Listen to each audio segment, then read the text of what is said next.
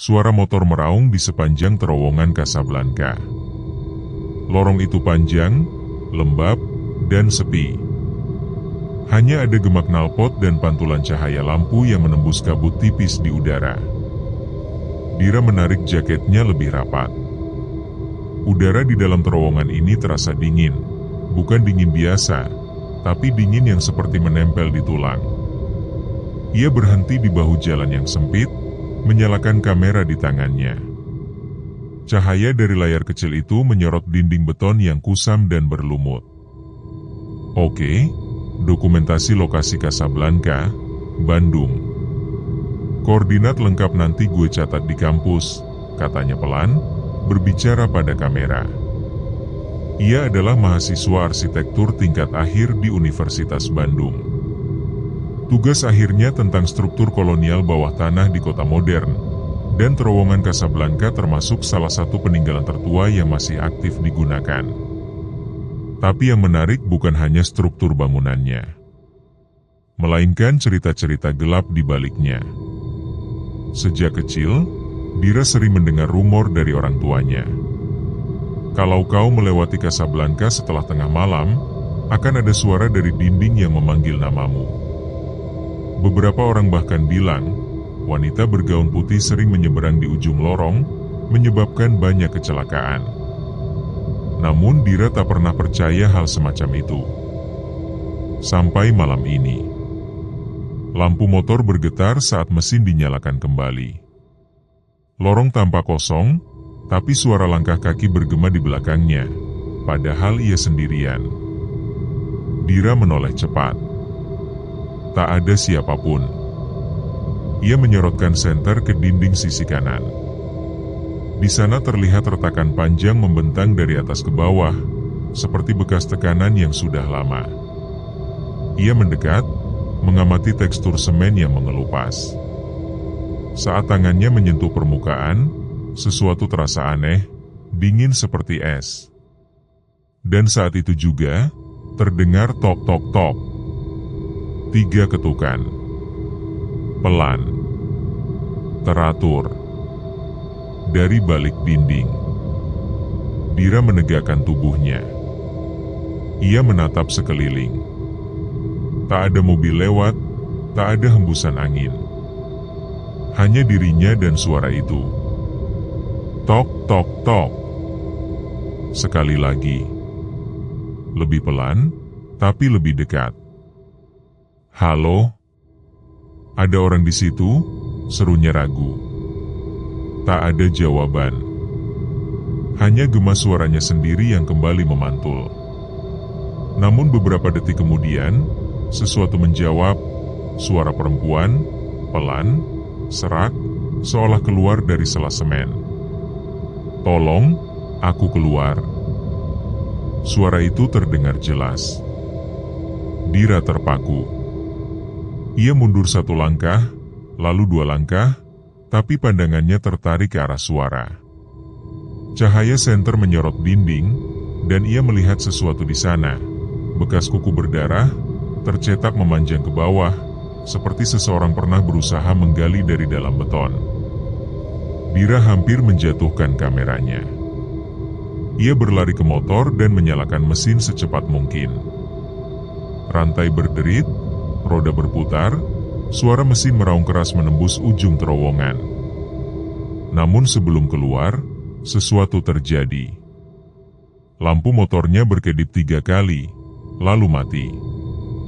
Terowongan tiba-tiba gelap total. Di depan matanya, samar-samar muncul siluet seseorang berdiri di tengah jalan. Rambutnya panjang, basah, wajahnya tertutup. Dira menahan napas. Tangannya gemetar. Ia menekan tombol starter berkali-kali, tapi mesin tak juga menyala. Sosok itu bergerak mendekat, langkah demi langkah, dengan suara gemerta aneh seperti tulang patah. Dan dari kejauhan terdengar bisikan yang sama, lebih jelas, lebih tajam. Tolong aku keluar. Dira menutup telinganya dan menjerit. Tiba-tiba lampu motor menyala lagi dengan cahaya menyilaukan. Sosok itu hilang. Hanya tersisa kabut tipis yang melayang di depan. Tanpa pikir panjang, Dira melesat keluar dari terowongan, napas tersengal, tangan masih gemetar di stang motor. Ia menoleh sebentar melalui kaca spion, dan untuk sesaat, ia melihat bayangan samar di ujung lorong. Seseorang berdiri diam, menatap ke arahnya. Di kosnya malam itu, Dira tak bisa tidur. Ia menyalakan laptop dan memutar rekaman dari kameranya. Awalnya hanya terdengar suara motor dan narasinya sendiri. Namun ketika ia mencapai menit ke-8, tepat di momen saat ia mendekati dinding, rekamannya berubah. Ada suara ketukan 3 kali, diikuti bisikan yang lebih pelan dari sebelumnya, hampir seperti berada tepat di dekat mikrofon. "Aku masih di sini." Dira berhenti memutar videonya. Jantungnya berdebar. Ia menatap layar, mencoba menenangkan diri, sampai tiba-tiba muncul bayangan putih melintas di belakang dirinya sendiri di rekaman itu. Bayangan yang seharusnya tidak mungkin ada di sana. Layar laptop mendadak bergaris, lalu mati sendiri. Dan dalam keheningan malam itu, dari arah dinding kamar kosnya, terdengar suara pelan. Tok, tok, tok. Pagi di Bandung terasa lebih sunyi dari biasanya. Kabut tipis masih menggantung di udara ketika Dira menatap cangkir kopinya yang sudah dingin. Matanya sembab, karena ia tak tidur semalaman setelah kejadian di terowongan. Suara ketukan itu masih terngiang di kepalanya. 3 kali. Pelan. Ritmis. Seakan menunggu jawabannya. Ia menyalakan kembali laptop yang semalam mati mendadak. Layarnya berkedip beberapa kali sebelum logo sistem muncul. Semua file masih ada, kecuali satu, folder berisi rekaman semalam. Nama file itu telah berubah sendiri menjadi Help Me 13 MP4. Dira menatapnya lama. Ia tak merasa memberi nama seperti itu. Tapi rasa penasaran mengalahkan takutnya. Ia klik 2 kali. Layar video terbuka. Gambar pertama menampilkan dinding beton Casablanca dengan cahaya senter bergetar. Suaranya bergema samar, lalu terdengar sesuatu, tangisan pelan, seperti perempuan yang menangis dari jauh. Tangisan itu semakin jelas, disusul suara lirih dalam bahasa asing. Laat migaan, laat migaan. Bahasa Belanda, lepaskan aku. Dira tertegun. Ia memang tahu sedikit Belanda dari riset sejarahnya, tapi tidak mungkin suara itu muncul begitu saja dari rekaman. Ia menghentikan video. Menarik napas panjang. Lalu, ponselnya bergetar. Nama di layar, Raffi. Dir, gue udah denger kabar. Lu semalam beneran ke Casablanca sendirian? Iya. Kenapa? Lu gila ya? Itu tempat ada banyak laporan aneh. Gue pernah riset, sinyal EMF di sana tinggi banget. Bisa ngaruh ke otak, bikin orang halu. Raf, ini bukan halu. Gue punya rekamannya. Lu harus lihat. Raffi diam sejenak di ujung telepon. Akhirnya ia bilang, "Oke. Gue ke kos lu sore ini. Jangan nyentuh apapun dulu." Sore itu, kamar Dira dipenuhi aroma kopi instan dan ketegangan. Raffi, dengan rambut acak-acakan dan jaket abu-abu khas anak teknik, duduk di depan laptop sambil mengenakan headphone studio. Ia memutar rekaman itu beberapa kali, menatap layar dengan ekspresi makin serius. "Ini aneh," katanya. "Apa?" tanya Dira, tegang.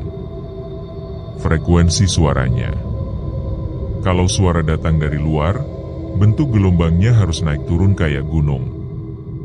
Tapi ini datar. Maksudnya suara itu gak terekam lewat mikrofon. Tapi, seolah-olah lahir di dalam filenya sendiri. Dira menatap Raffi tak percaya. Jadi itu bukan efek suara? Bukan gangguan sinyal? Raffi menggeleng. Enggak. Ini kayak suara dari sisi lain sistem. Dari dalam. Mereka saling berpandangan. Udara di kamar mendadak terasa berat. Dira menelan ludah. Raf, suara itu bilang sesuatu dalam bahasa Belanda. Laat migaan. Itu artinya, lepaskan aku. Menurut lu, siapa dia? Raffi tidak menjawab. Ia justru memperlambat video, membesarkan kontras. Di salah satu frame, terlihat sekilas bayangan putih di ujung lorong, lebih jelas dari sebelumnya. Rambut panjang, pakaian lusuh, wajah samar, dan mata yang memantulkan cahaya seperti logam. Raffi membekukan frame itu, lalu berbisik. Kayak dia ngeliat ke kamera. Tiba-tiba, laptop berbunyi klik dan layar berubah menjadi hitam. Huruf merah mulai muncul satu persatu. Aku terkubur di balik dindingmu. Raffi dan Dira langsung terpaku. Dira buru-buru menekan tombol power, tapi tak bereaksi. Layar bergetar hebat, suara berdengung keluar dari speaker, makin lama makin nyaring sampai membuat telinga mereka perih. Lalu, senyap. Layar padam total. Beberapa detik kemudian, dari arah kamar mandi terdengar bunyi air menetes. Tik, tik, tik. Padahal keran tertutup rapat.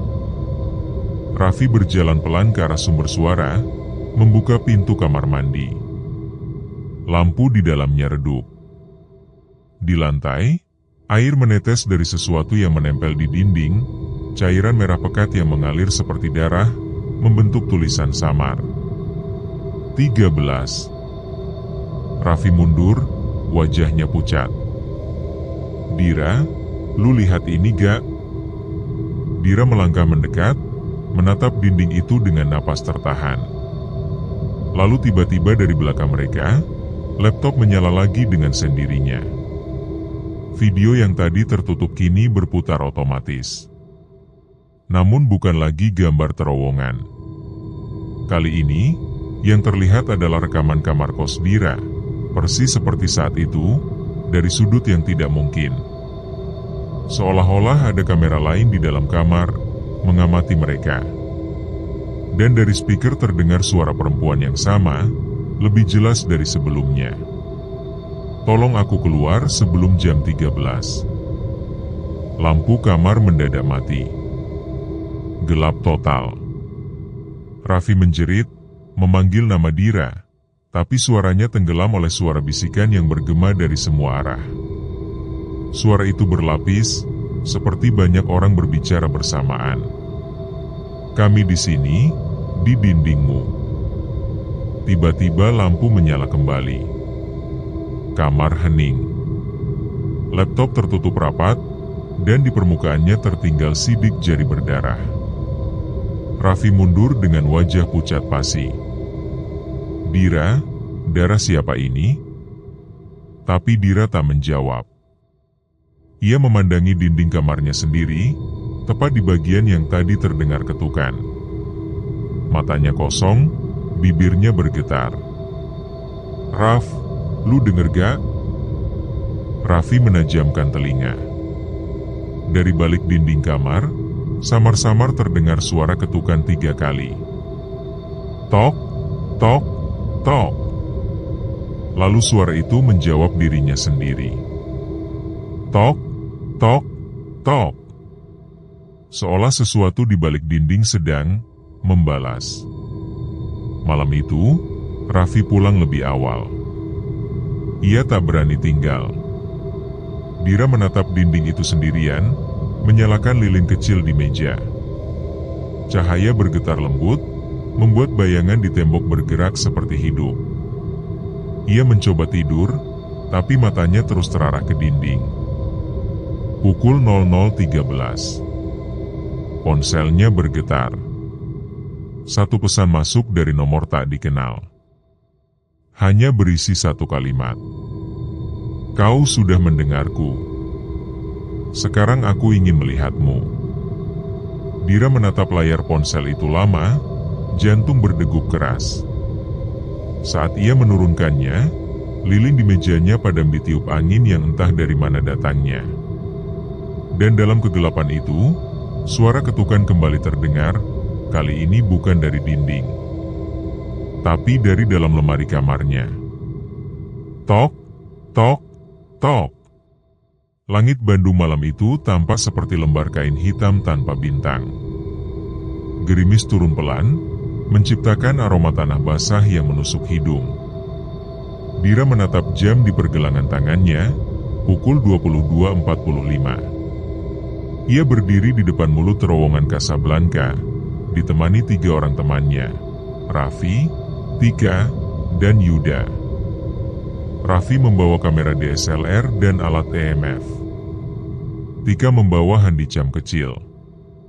Sedangkan Yuda, yang paling pemberani di antara mereka, membawa senter besar dan recorder untuk menangkap suara frekuensi rendah.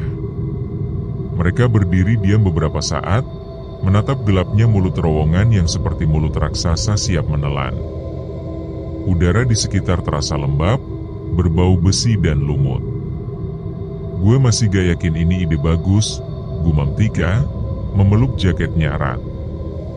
Justru karena banyak yang bilang angker, makanya kita buktiin, jawab Yuda, berusaha terdengar santai. Gue cuma pengen tahu kenapa rekaman Dira bisa berubah sendiri, tambah Raffi, menyalakan alat EMF di tangannya. Jarum alat itu langsung bergerak cepat ke kanan, berkedip hijau, lalu merah.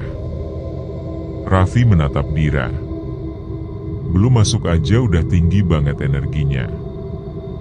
Mungkin cuma interferensi sinyal, sahut Dira cepat. Tapi dalam hatinya, ia tidak yakin sama sekali. Mereka melangkah masuk perlahan.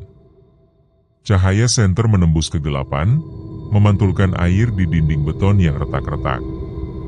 Setiap langkah menghasilkan gema panjang, seperti ada banyak kaki berjalan bersamaan di belakang mereka. Raffi menyalakan kamera. Dokumentasi pertama.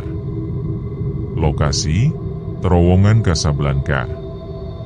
Waktu, pukul 23.08. Suara air menetes terdengar dari atap, tik, tik, tik, berirama seperti jam kematian. Dira berjalan paling depan, berusaha fokus pada struktur dinding. Tapi setiap kali matanya menangkap retakan, ia teringat bekas kuku berdarah yang dulu ia lihat. Dir, coba lihat sini, panggil Raffi. Ia menunjuk bagian dinding yang agak menggelembung. Dira menempelkan telinganya ke sana. Senyap. Hanya suara gemuruh mobil dari atas permukaan jalan. Namun beberapa detik kemudian, samar-samar terdengar sesuatu, ketukan 3 kali. Tok, tok, tok. Tika langsung mundur 2 langkah. Lu denger juga kan?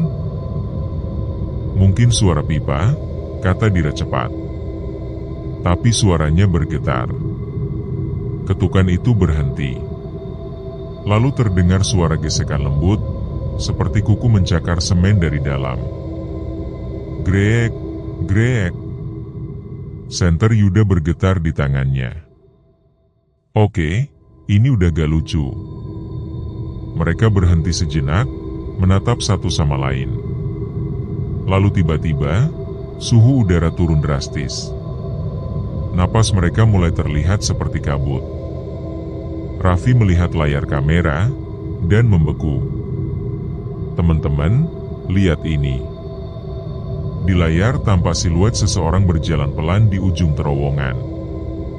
Sosok itu tinggi, ramping, rambut panjang menutupi wajah.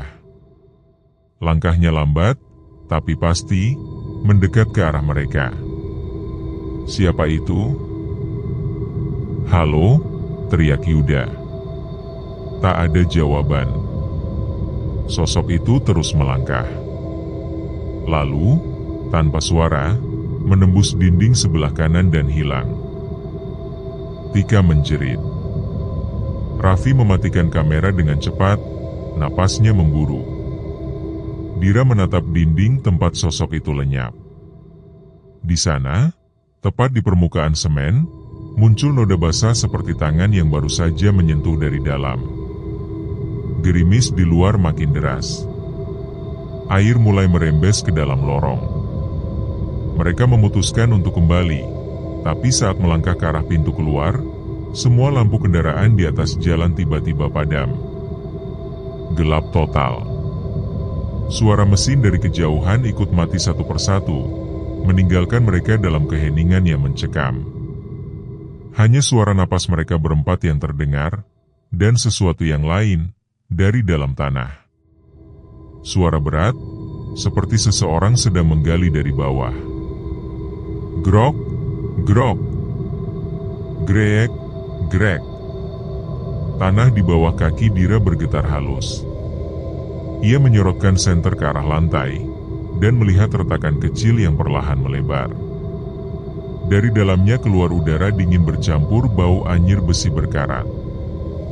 "Raf, ada sesuatu di bawah." Belum sempat Raffi menoleh, senter Yuda padam. Lalu satu demi satu, semua cahaya mereka mati. Tika menjerit, Dira meraba-raba tangan Raffi agar tidak terpisah. Gelap. Benar-benar gelap. Dan dalam kegelapan itu, suara-suara mulai terdengar, ratusan bisikan dari segala arah. "Kami dikubur di sini." Mereka menutup pintu, semen masih basah. "Buka dinding itu, buka." Bisikan itu bergema bersamaan, berlapis, seperti berasal dari dalam dinding. Dira menutup telinganya, menunduk, menggigil hebat. Raffi berusaha menyalakan kamera untuk cahaya, tapi yang muncul justru layar putih dan suara statik. Tiba-tiba, dari arah depan, muncul satu cahaya kecil seperti lampu kendaraan. Mereka mengira ada mobil lewat, pertanda keluar sudah dekat. Namun ketika cahaya itu semakin mendekat, mereka menyadari bentuknya bukan lampu. Itu bola cahaya berwarna pucat kehijauan, melayang perlahan, memantulkan wajah-wajah samar di sekitarnya. Bola cahaya itu berhenti di depan Dira, bergetar, lalu meledak pelan menjadi kabut dingin. Dari dalam kabut, samar-samar muncul wajah perempuan dengan mata kosong dan mulut berlumur darah. "Tolong, aku keluar." Suara itu menghantam dada Dira seperti palu. Ia menjerit keras, menarik tangan Raffi, dan berlari ke arah pintu keluar. Yang lain ikut menyusul, langkah mereka berantakan di lantai licin. Udara di belakang terasa seperti disedot masuk, terowongan bergemuruh, seperti bernapas. Mereka keluar dari mulut lorong tepat saat suara keras terdengar dari dalam. Brag! Suara itu seperti dinding runtuh. Ketiganya terengah-engah di pinggir jalan. Tika menangis tanpa suara, Raffi mencoba menenangkan Dira yang masih gemetar. Yuda menatap ke arah terowongan yang kini tampak sunyi lagi. Namun dari dalam, samar-samar masih terdengar suara ketukan 3 kali. Tok, tok, tok. Raffi menatap jam tangannya. Pukul 00.13. Ia berbisik pelan, hampir tidak terdengar. "Dir, gue rasa mereka belum selesai." Malam itu, Dira menulis laporan di buku catatannya. Tangannya masih bergetar. Ia menulis, "Terowongan Casablanca bukan sekadar struktur beton tua. Ia hidup. Ia mengingat. Dan ketika ia menutup buku itu, dari luar jendela kosnya terdengar suara samar, suara langkah pelan di atas aspal, lalu ketukan 3 kali di tembok luar. Tok, tok, tok. Dira menatap tembok itu tanpa bergerak. Karena kali ini, ketukan itu membalas dari arah dalam. Hujan deras mengguyur kota Bandung sepanjang malam. Cahaya lampu jalan memantul di aspal basah, menciptakan bayangan yang bergerak-gerak seperti sosok-sosok tanpa tubuh. Dira terbangun pukul 2.17 dini hari. Ia mendengar suara hujan di luar, tapi di antara gemericiknya, ada suara lain. Pelan, namun jelas. Tok, tok, tok. 3 kali. Dari arah jendela. Ia menatap keluar. Tak ada siapapun. Hanya genangan air di jalanan dan pancaran cahaya lampu dari kejauhan. Tapi kaca jendelanya kini berembun, dan di tengah embun itu ada tulisan samar yang seperti baru digores ujung jari. Jangan kembali ke sana. Dira mundur 1 langkah, napasnya tercekat. Ia menatap tulisan itu lama, dan saat ia berkedip, tulisan itu menghilang. Tinggal bekas air yang menetes perlahan ke bawah, membentuk jejak seperti darah yang mengalir. Keesokan harinya, Raffi datang ke kos membawa berita buruk. Yuda gak bisa dihubungi dari tadi malam. Maksudnya? Dia katanya semalam balik lagi ke terowongan sendirian. Mau ngecek dinding yang retak itu. Apa? Dira langsung berdiri. Dia gila? Setelah semua yang kita lihat. Dia bilang cuma bentar. Tapi sekarang nomornya gak aktif. Hening sejenak. Angin berdesir pelan dari jendela, seolah ikut menegaskan firasat buruk itu. Dira menatap Raffi, dan tanpa banyak bicara, mereka berdua memutuskan, mereka harus mencarinya. Pukul 23.41, motor mereka berhenti di tepi jalan Casablanca. Hujan telah reda, tapi udara masih berbau besi karat. Terowongan itu tampak gelap, hanya 1 lampu kuning redup di ujung yang berkelap-kelip, seperti hampir padam. Raf, gue gak enak nih. Kita cuma nyari Yuda. Terus keluar, kata Raffi cepat, mencoba meyakinkan diri sendiri. Mereka melangkah masuk. Dira membawa senter, Raffi membawa kamera, refleks selalu merekam apapun, entah karena ingin bukti atau karena ketakutan yang membuatnya butuh perlindungan cahaya.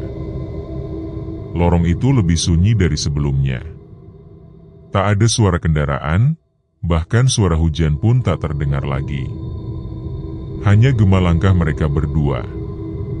Setiap beberapa meter, Dira melihat bekas jejak sepatu basah di lantai. Jejak yang hanya ada 1 arah, masuk. Itu pasti jejak Yuda, bisik Dira. Kita ikutin. Jejak itu membawa mereka makin dalam. Dinding-dinding tampak lembab, dan di beberapa titik ada noda merah kecoklatan seperti karat, atau darah yang sudah lama mengering. Bau busuk samar tercium dari arah depan. Raffi menyorot senter ke atas. Lihat itu, katanya pelan. Di dinding kanan, tergantung potongan kain putih yang robek, menempel di paku tua. Kain itu basah, ujungnya berlumuran lumpur. Dira meraihnya perlahan. Kayak kain baju. Atau gaun, jawab Raffi. Mereka saling menatap. Lalu tiba-tiba terdengar suara langkah pelan di depan. Tap, tap, tap. Bukan langkah biasa. Ritmenya aneh, terlalu lambat, seperti seseorang menyeret kaki. Senter Dira bergetar di tangannya. Raf, tenang. Mungkin Yuda. Tapi ketika cahaya senter menyorot ke ujung lorong, Mereka berdua membeku. Di sana, berdiri seorang perempuan bergaun putih lusuh, rambutnya panjang menutupi wajah, tubuhnya meneteskan air, dan kaki telanjangnya menginjak genangan merah gelap. Gaunnya sobek di bagian perut, dan kulitnya tampak retak seperti semen yang mengering. Dira mundur satu langkah. Raf, itu bukan Yuda. Perempuan itu mengangkat kepalanya perlahan. Wajahnya tampak seperti topeng retak, bibirnya hitam, matanya kosong, tapi dari lubangnya keluar cahaya samar kekuningan. Ia membuka mulut, dan suara dari dalamnya bukan manusia. "Kenapa kau panggil aku?" Suara itu bergema di seluruh terowongan, membuat udara bergetar. Raffi hampir menjatuhkan kamera. "Kita gak manggil siapa-siapa. Kita cuma cari teman kita." Perempuan itu melangkah maju, dan di setiap langkahnya, lantai di bawahnya meninggalkan jejak tangan berdarah, bukan telapak kaki. Dira menjerit, menarik Raffi mundur, tapi tubuhnya tiba-tiba terasa berat, seolah udara berubah menjadi cairan kental yang menahan mereka. Sosok itu terus mendekat. Dan saat jarak mereka hanya beberapa meter, perempuan itu berhenti, lalu berlari cepat, tapi bukan ke arah mereka. Ia menembus dinding beton di sisi kiri, meninggalkan suara berderak seperti tulang patah dan bau amis yang menyengat. Senter mereka berkedip hebat, lalu mati. Gelap. Hening. Raffi menyalakan kamera lagi, mencoba mencari cahaya dari layar. Namun apa yang terekam membuat darah mereka membeku. Di layar, mereka berdua tampak berdiri di tengah terowongan, tapi di belakang mereka ada bayangan tambahan. Bayangan perempuan itu berdiam, menunduk, lalu perlahan mengangkat wajah dan menatap langsung ke lensa kamera. Raffi menjatuhkan kamera dan menyeret Dira keluar. Mereka berlari tanpa menoleh ke belakang. Udara di dalam lorong terasa seperti menutup. Suara langkah mereka bergema panjang, seperti terhisap ke dalam. Ketika mereka akhirnya keluar dari mulut terowongan, napas Dira tersengal-sengal, wajahnya pucat pasi. Ia menoleh sekali ke belakang. Terowongan tampak gelap seperti biasa, seolah tak pernah terjadi apapun. Namun di dinding luar, di dekat lampu jalan yang berkelap-kelip, ia melihat bekas tangan berdarah membentuk tulisan samar. "Satu sudah bersamaku." Raffi dan Dira tidak tidur malam itu. Mereka memutar ulang rekaman dari kamera. Dan di menit ke-24, tepat sebelum kamera terjatuh, terdengar suara lelaki lirih memanggil nama Dira. "Dira, tolong aku." Suaranya jelas. Suaranya Yuda. Hujan turun lagi sore itu. Bandung tampak suram, seperti kota yang menelan cahaya. Dira duduk di depan laptop, menatap layar kosong. Ia sudah menonton rekaman itu puluhan kali. Suara Yuda yang lirih, samar, meminta tolong dari balik gelap. Namun setiap kali ia mencoba menelusuri lebih jauh, filenya selalu error. Setiap menit ke-24, gambar beku, lalu muncul garis-garis statis seperti film rusak. Raffi menatapnya dari kursi seberang. "Kita gak bisa biarin ini. Harus ada penjelasan." "Penjelasan?" "Raffi, lo pikir itu bisa dijelasin?" Yuda hilang, ada perempuan yang nembus dinding, dan suaranya muncul di kamera. Itu udah di luar logika. Justru karena itu kita harus cari logikanya. Raffi membuka ponselnya, menunjukkan foto lama hasil tangkapan layar dari video Yuda. Tampak sekilas dinding terowongan dengan simbol aneh seperti ukiran kuno. Huruf V terbalik dengan lingkaran di tengahnya. Simbol ini muncul juga di foto-foto lama tentang pembangunan terowongan Casablanca, kata Raffi. "Gue nemu di forum arkeologi online." Katanya dulu itu tanda pekerja paksa Belanda, V voor Verdoemd, artinya tanda terhukum. Dira menatapnya tak percaya. Maksud lo orang-orang yang bangun terowongan itu? Bukan cuma pekerja. Mereka tahanan. Dan katanya sebagian gak pernah keluar lagi dari proyek itu. Keesokan harinya mereka pergi ke perpustakaan daerah di Jalan Sumatera. Bangunannya tua, beraroma kertas lembab dan kayu lapuk. Seorang pustakawan tua bernama Pak Dimas membantu mereka mencari arsip kolonial tentang proyek Casablanca. Pak Dimas membuka map besar berisi lembar-lembar lusuh berbahasa Belanda. Huruf-hurufnya pudar, sebagian bahkan seperti terbakar di tepiannya. Ini catatan tanggal 1933, kata Pak Dimas. Dari arsitek bernama Willem van Hout. Ia menulis laporan pembangunan terowongan bawah tanah yang menghubungkan jalur tram tua menuju stasiun Bandung Utara. Casablanca? Tanya Dira cepat. Ya.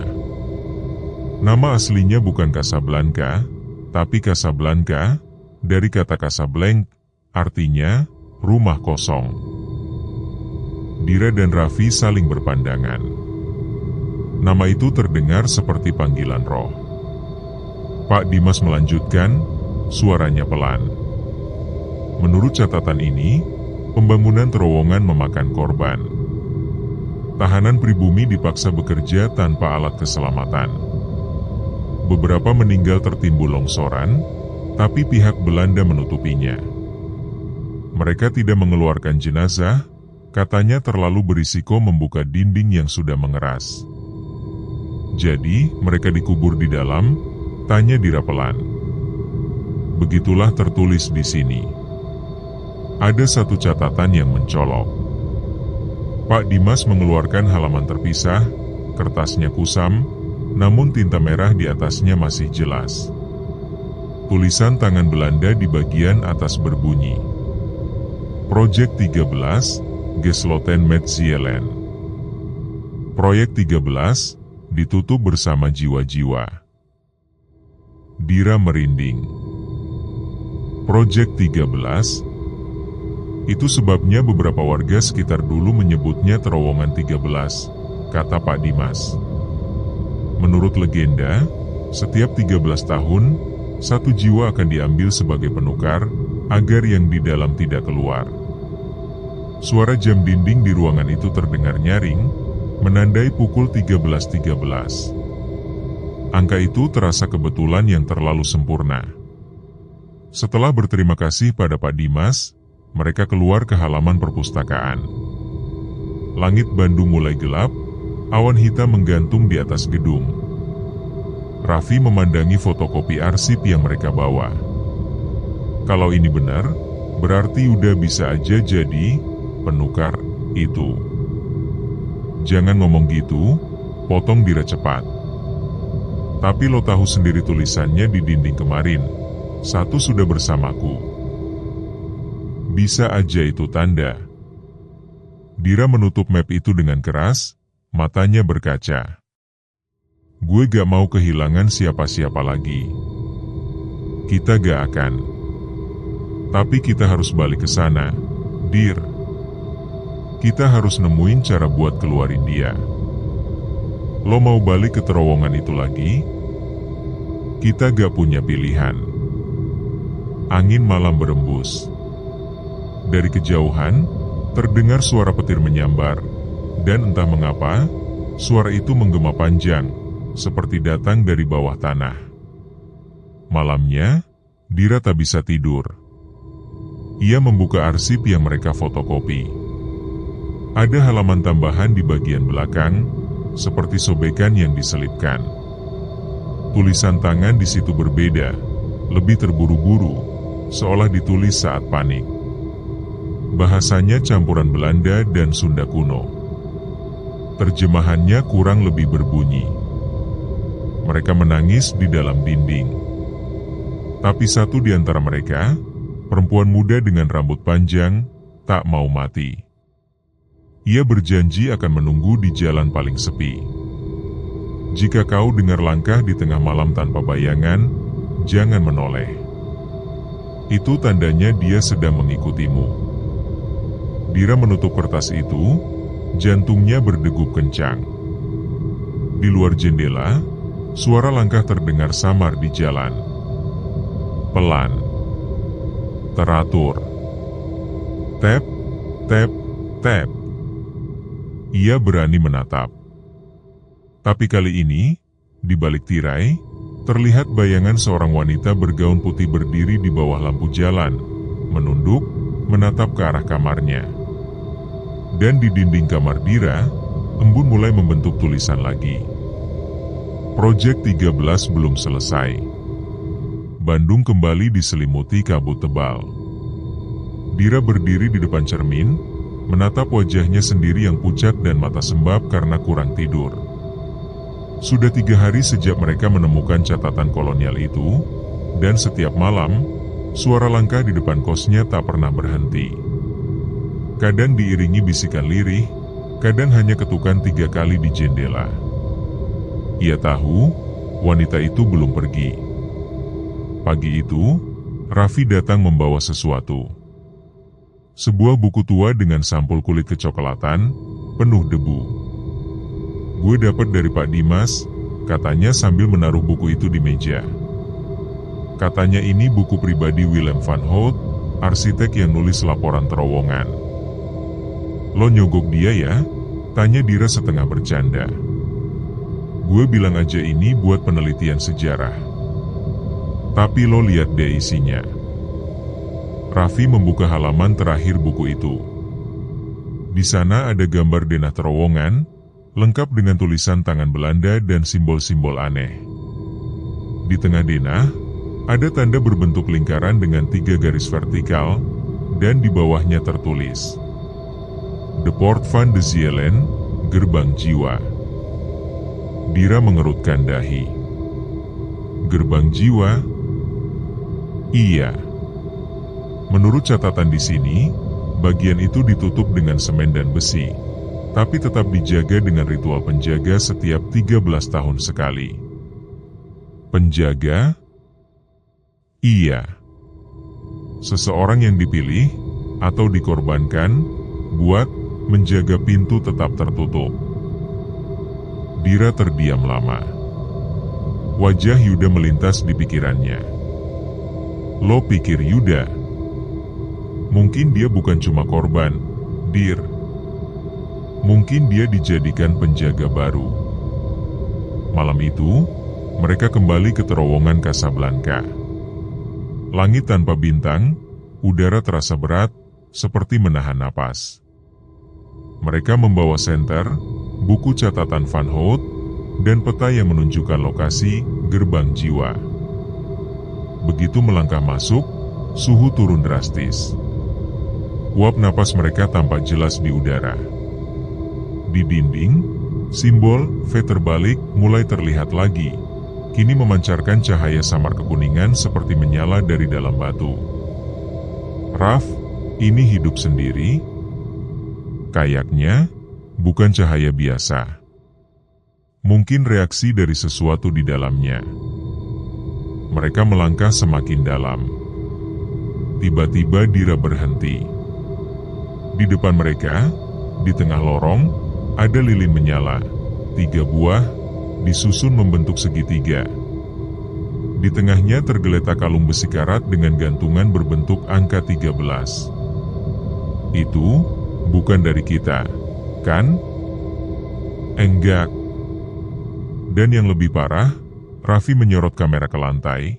Lilin itu masih panas. Artinya ada orang di sini. Mereka mematikan senter dan bersembunyi di balik dinding. Beberapa detik kemudian, terdengar langkah-langkah datang dari arah dalam lorong. Suara langkah berat, diiringi gemerincing rantai. Cahaya lentera muncul pelan, menyoroti 3 sosok berjubah hitam berjalan perlahan, masing-masing membawa lilin di tangan. Apa-apaan itu? Bisik Dira. Kayak ritual. Mereka berlutut, mengelilingi lingkaran lilin di tengah lorong. Salah satu dari mereka membuka buku tua dan membacakan mantra berbahasa Belanda campur Sunda kuno. Zielen gevangen in steen, laat de poort gesloten blijven. Jiwa yang terperangkap dalam batu, biarkan gerbang tetap tertutup. Suara mereka bergema panjang di dalam terowongan. Kemudian salah satu dari mereka mengambil botol kaca kecil berisi cairan merah tua, darah kental, dan meneteskan ke lantai. Asap putih tipis muncul dari titik itu, menyebar cepat hingga menutupi seluruh lorong. Dira menahan napas, matanya perih oleh asap.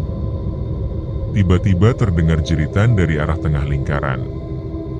Sosok yang membaca mantra terhuyung dan menatap ke bawah, darahnya sendiri mengalir dari hidung dan telinga.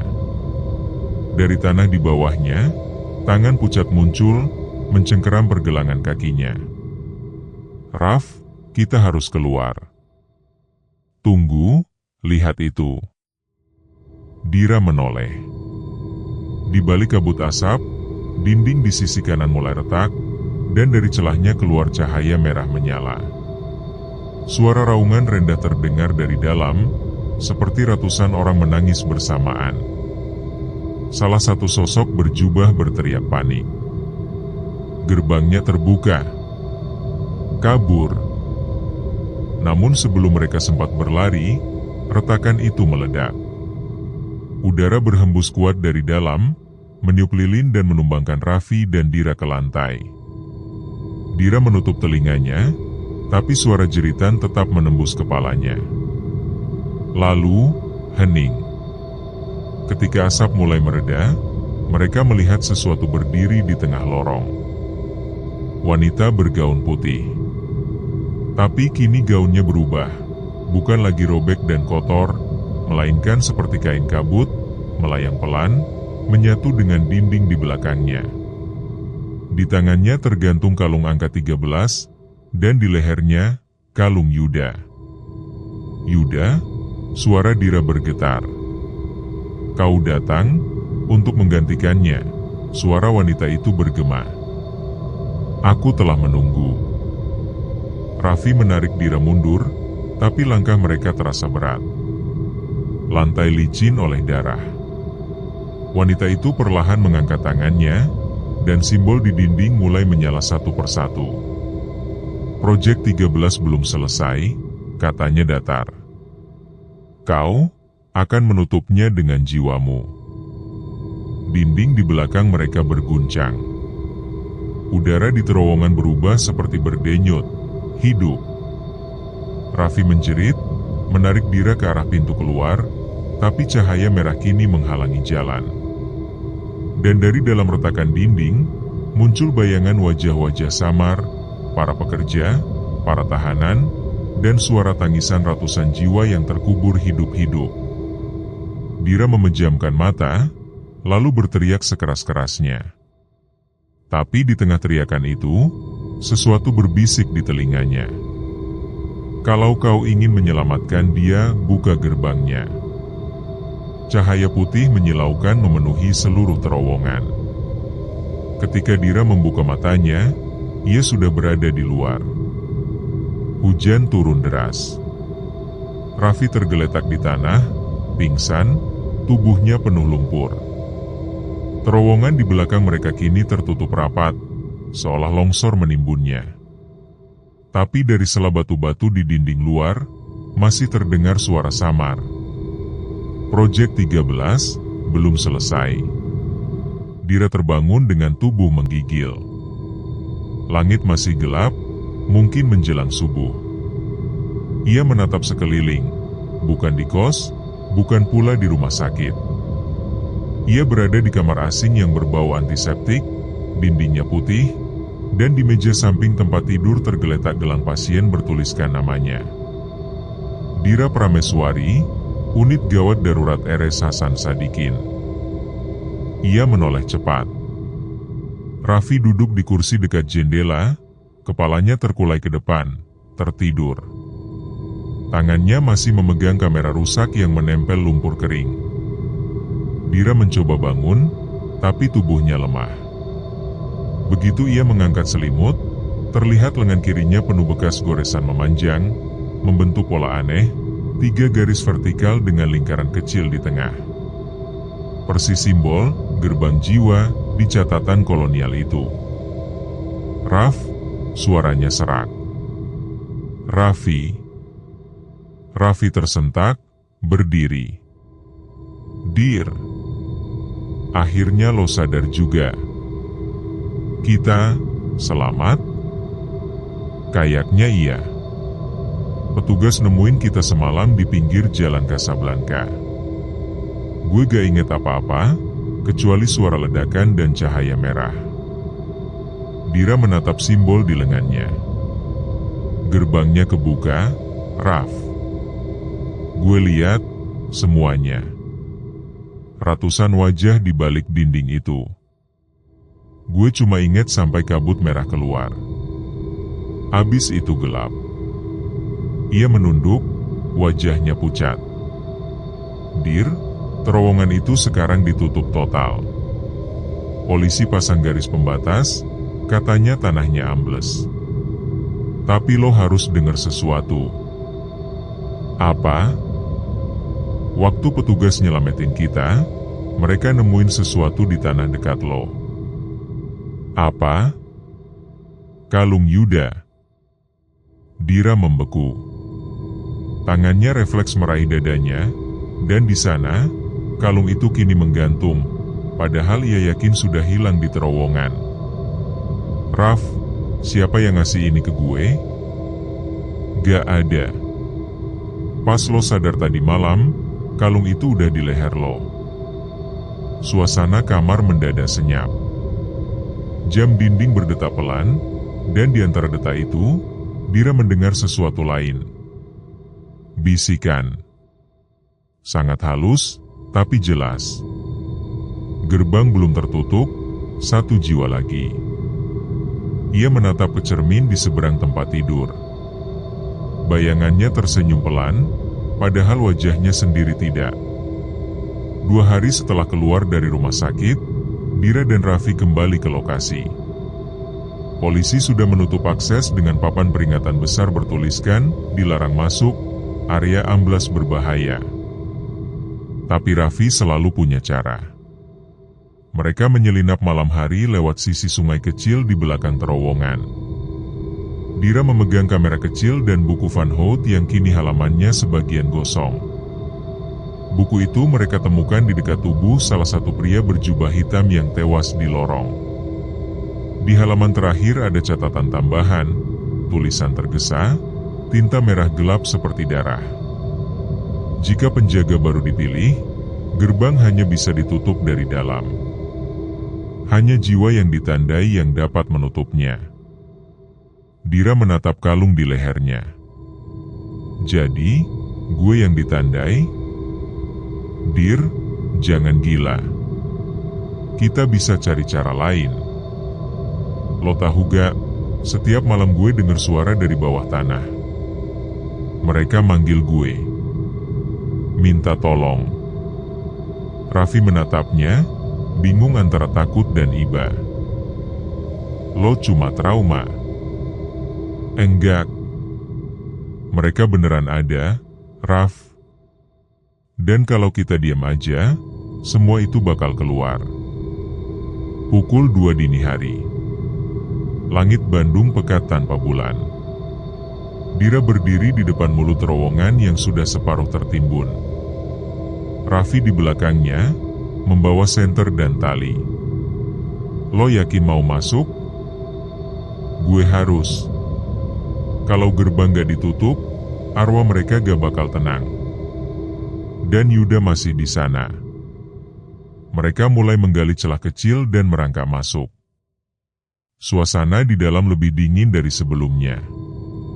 Tak ada udara bergerak, tapi bau tanah basah dan logam begitu kuat. Senter Raffi menyorot dinding. Masih ada sisa simbol V yang kini berubah warna, lebih gelap, seperti arang yang baru terbakar. "Dir, hati-hati, tanahnya rapuh." "Gue tahu." Tiba-tiba suara langkah terdengar dari jauh. Pelan, tapi ritmis. Dira berhenti. "Raf, lo dengar?" "Iya," kayak dari belakang. Mereka menoleh. Dan di ujung lorong gelap, muncul cahaya kuning redup seperti lentera tua. Siluet seorang pria tanpa perlahan berjalan mendekat. Tubuhnya penuh lumpur, wajahnya tertutup darah kering, namun matanya... Dira mengenalnya.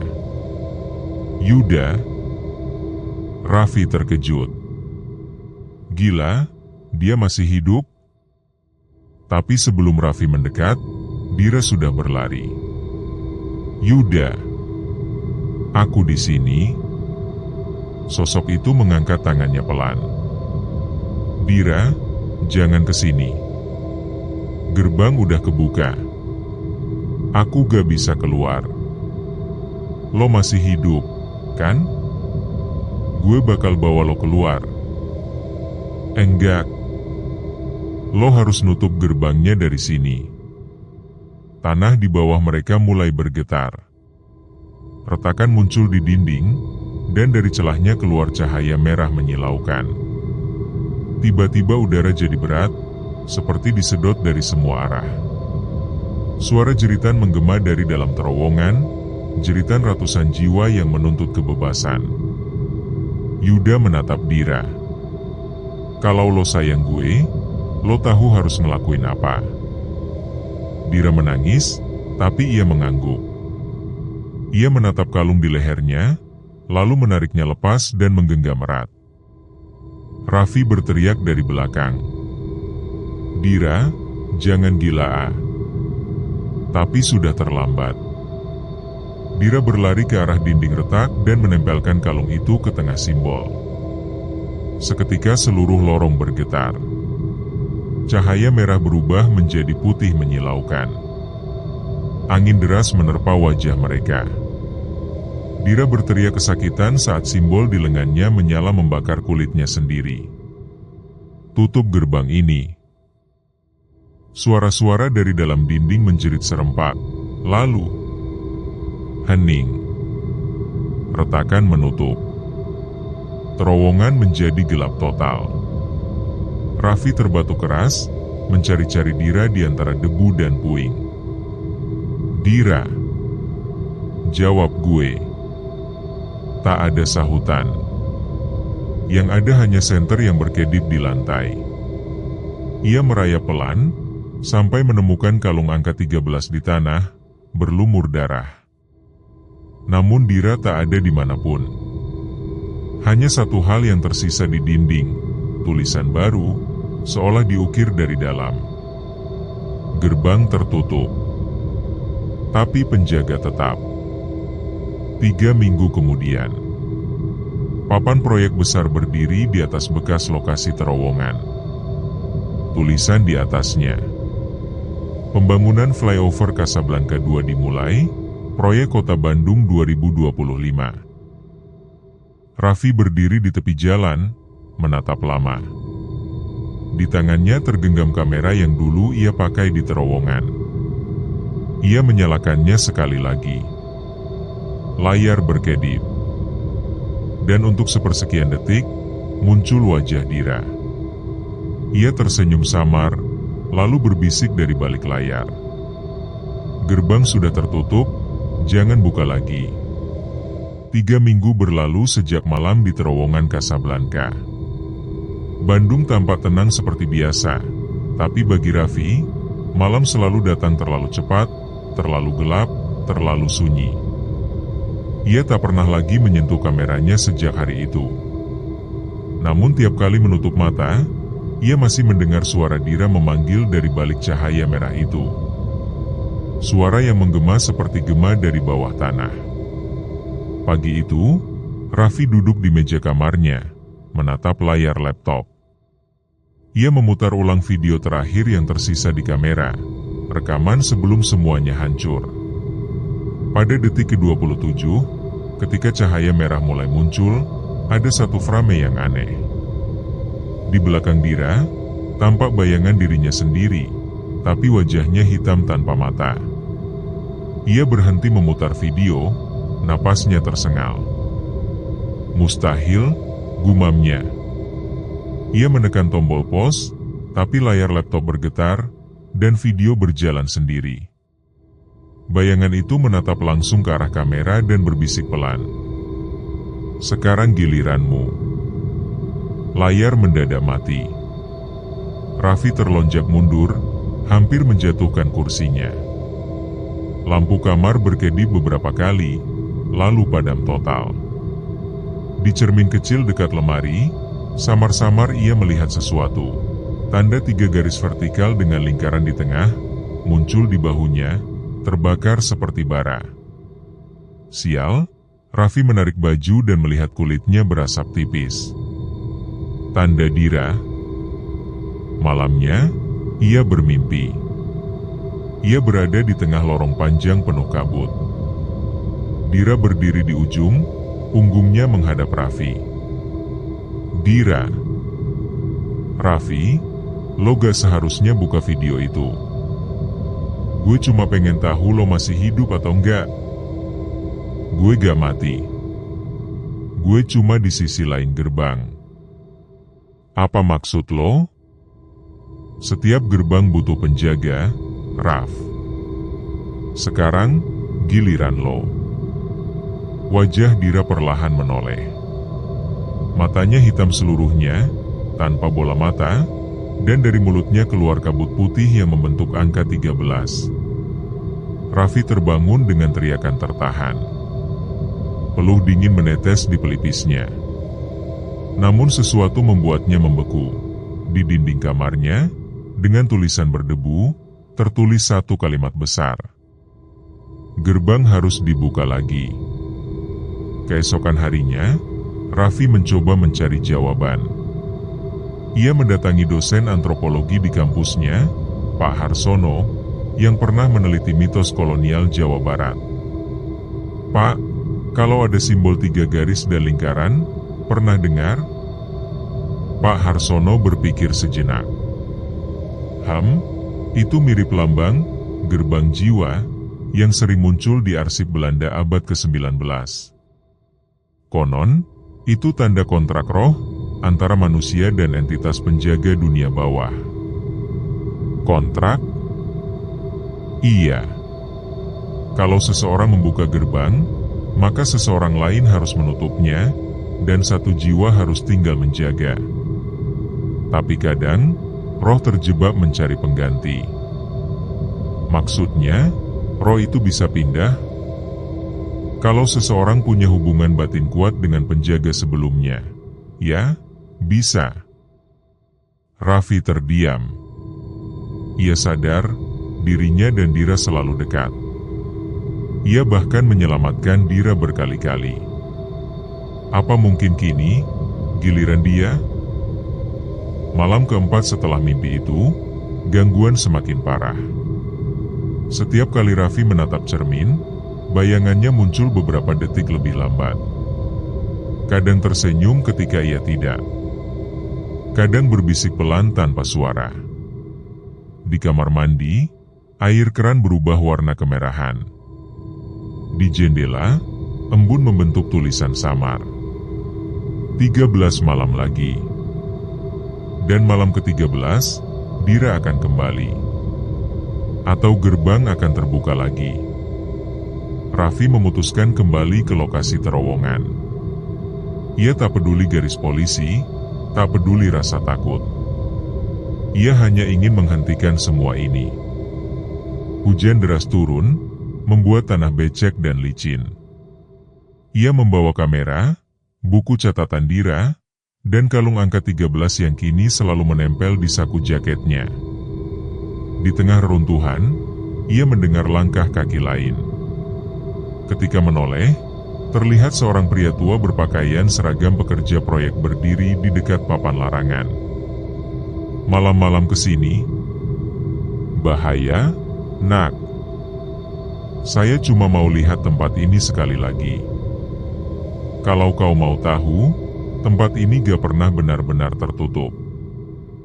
"Apa maksud Bapak?" Setiap kali ditimbun, tanahnya amblas sendiri. Kayak ada yang pengen keluar. Raffi terdiam, tak tahu harus menjawab apa. Tapi pria tua itu menatap lekat ke matanya.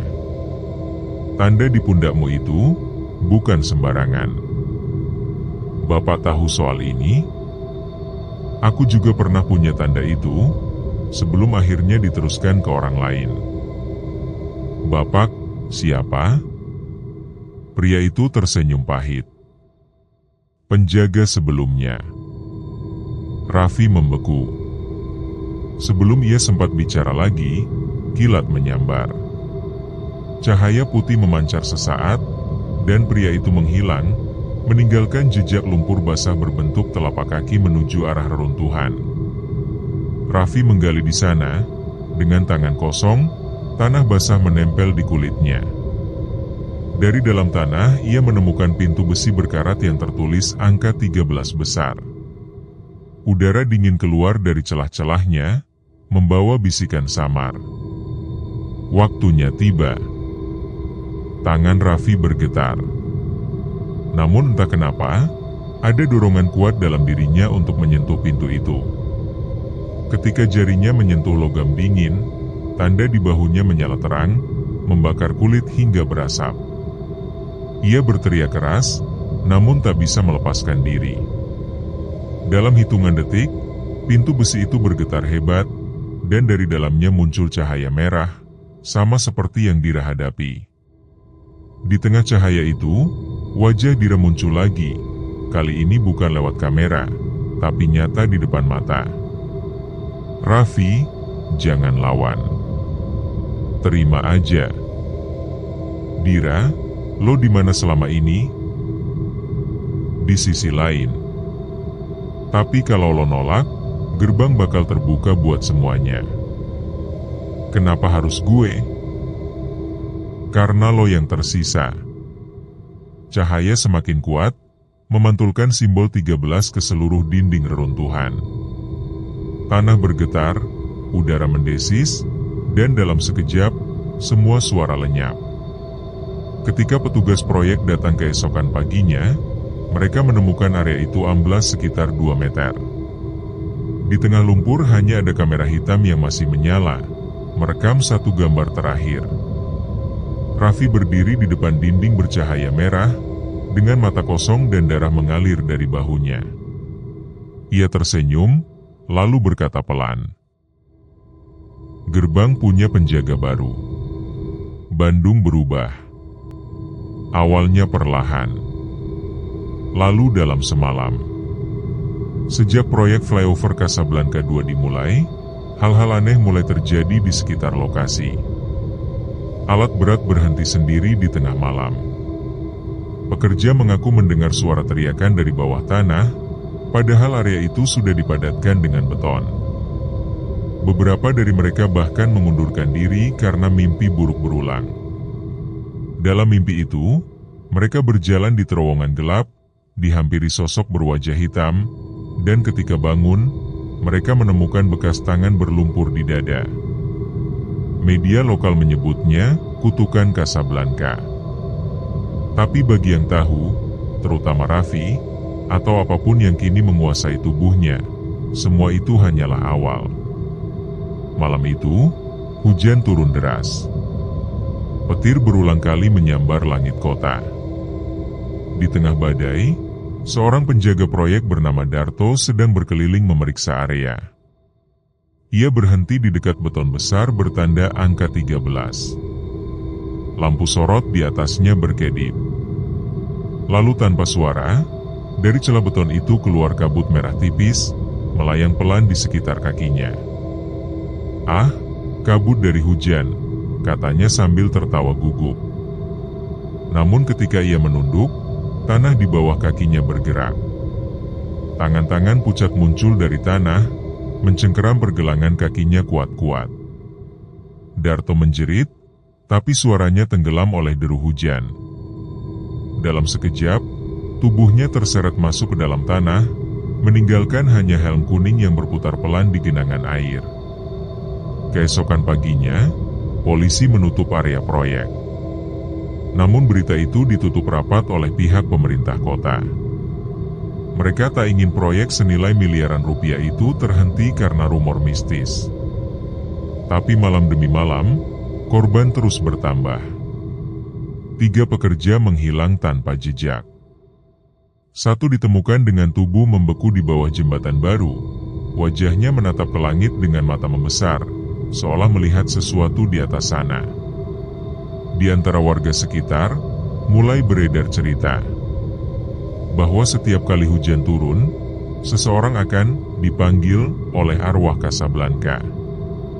Sementara itu, di sisi lain kota, Naya, sahabat Dira yang dulu satu fakultas dengannya, sedang membereskan arsip lama.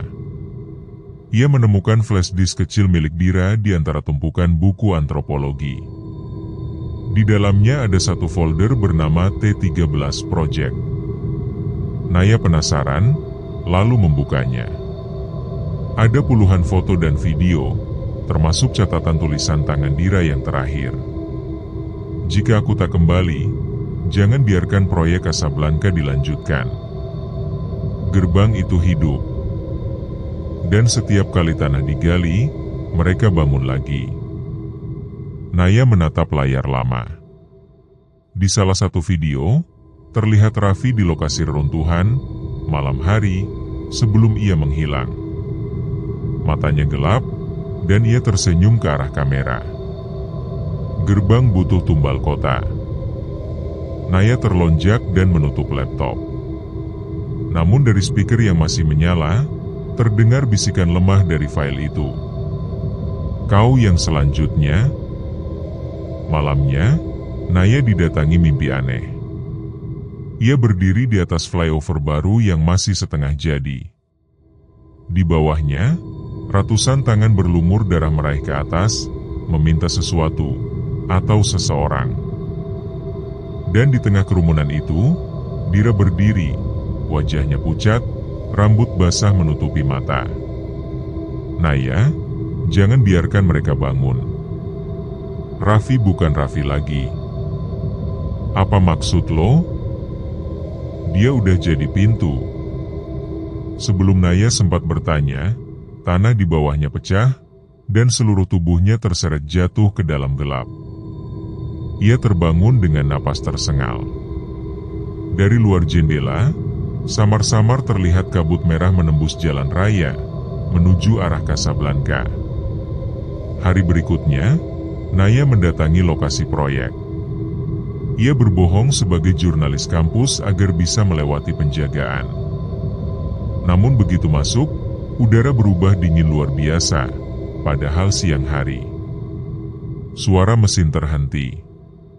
Para pekerja satu persatu memalingkan wajah, menatap Naya dengan mata kosong.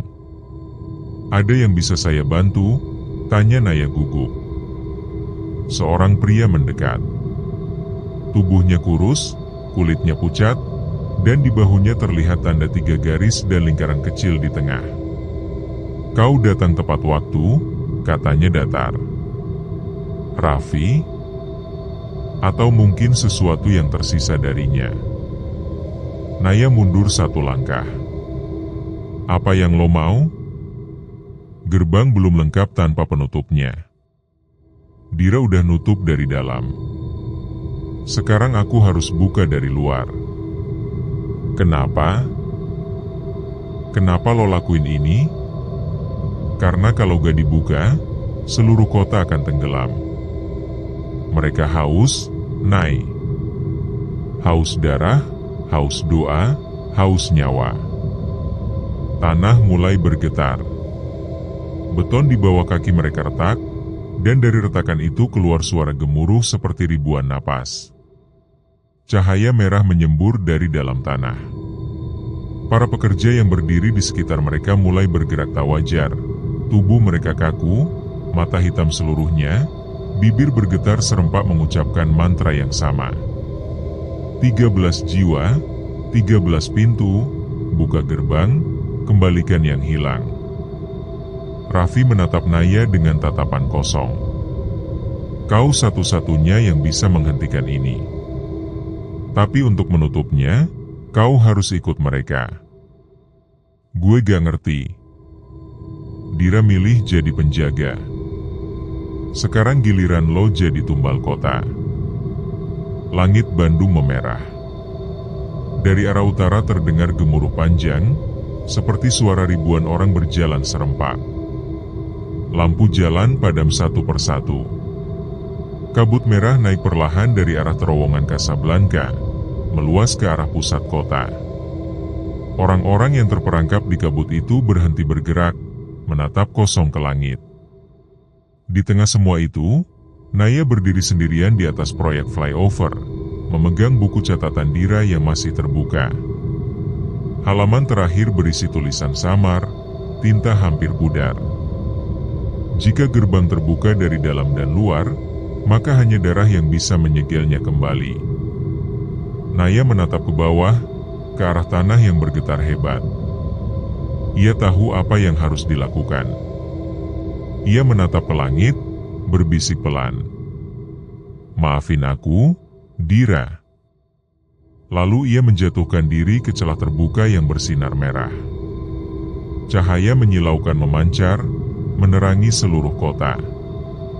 Pagi berikutnya, Bandung kembali tenang. Hujan reda.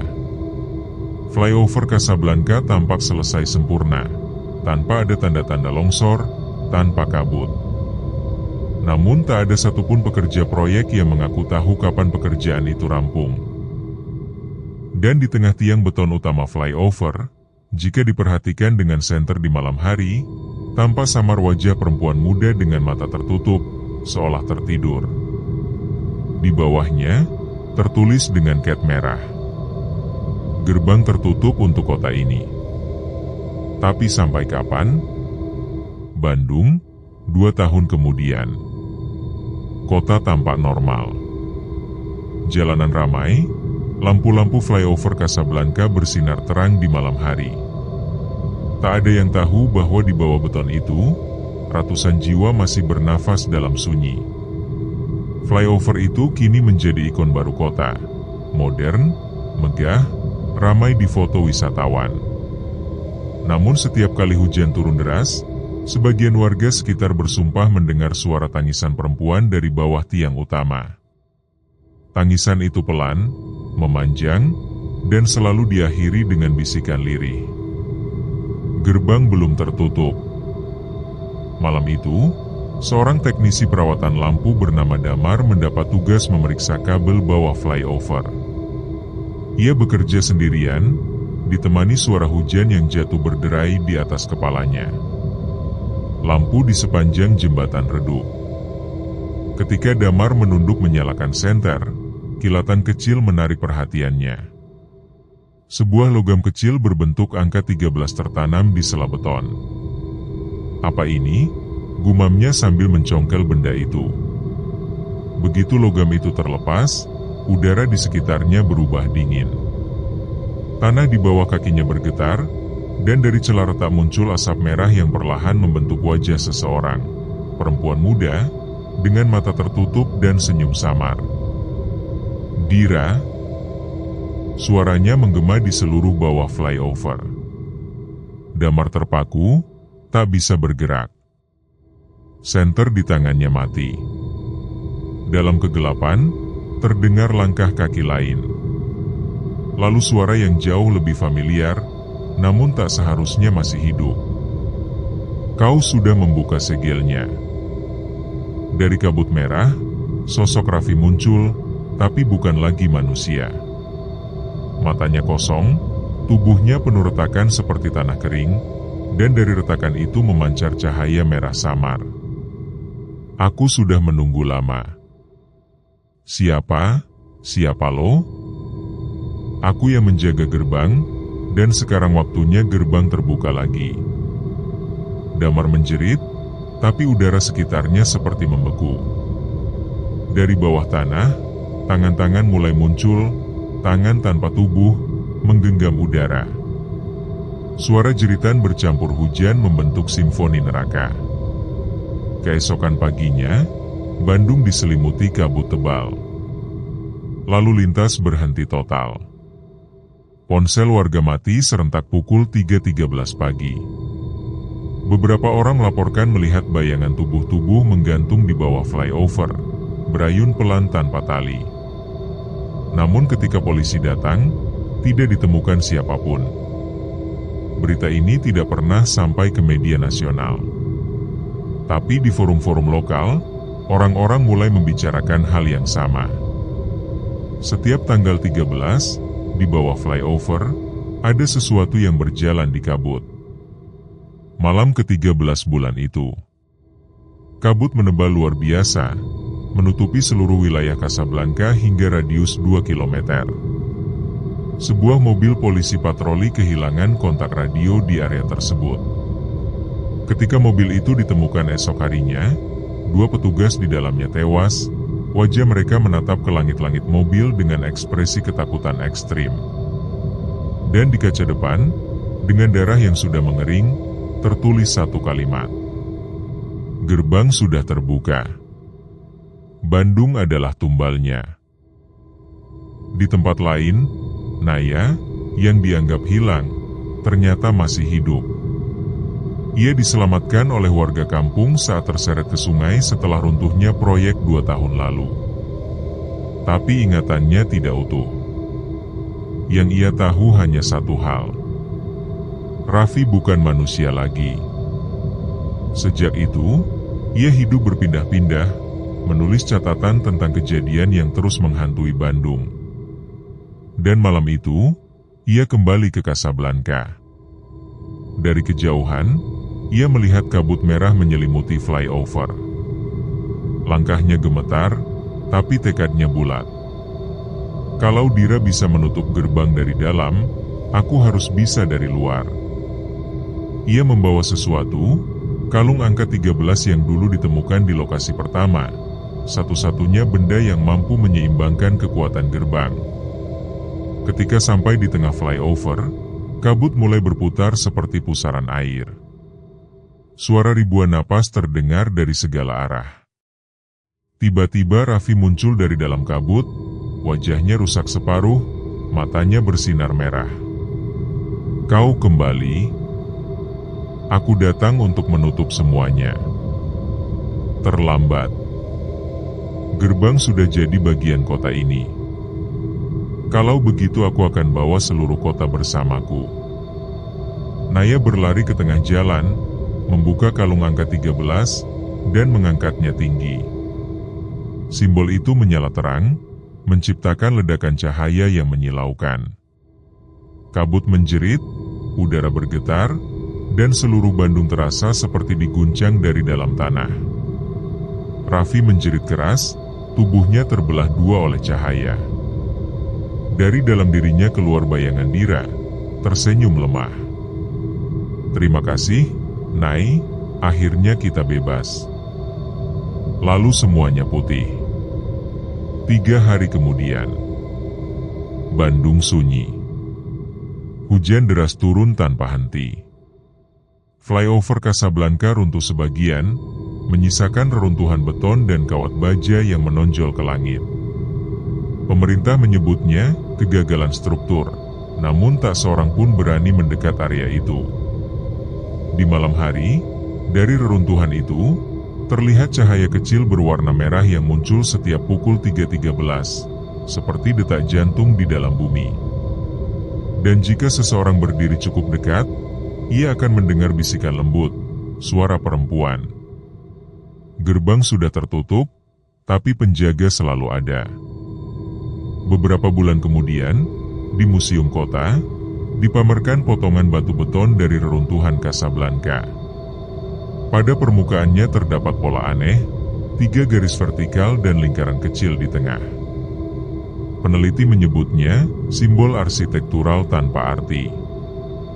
Namun pada malam hari, penjaga museum bersumpah melihat 2 bayangan manusia berdiri di depan kaca tempat batu itu disimpan. Seorang perempuan dan seorang laki-laki, bergandengan tangan, menatap lurus ke simbol itu. Dan setiap pukul 3:13, simbol itu berdenyut sekali, seperti sesuatu yang masih hidup. 10 tahun telah berlalu sejak runtuhnya flyover Casablanca. Kini, di atas bekas lokasi itu, berdiri taman kota baru bernama Taman Harmoni Bandung. Pemerintah menyebutnya sebagai simbol rekonsiliasi dan kebangkitan.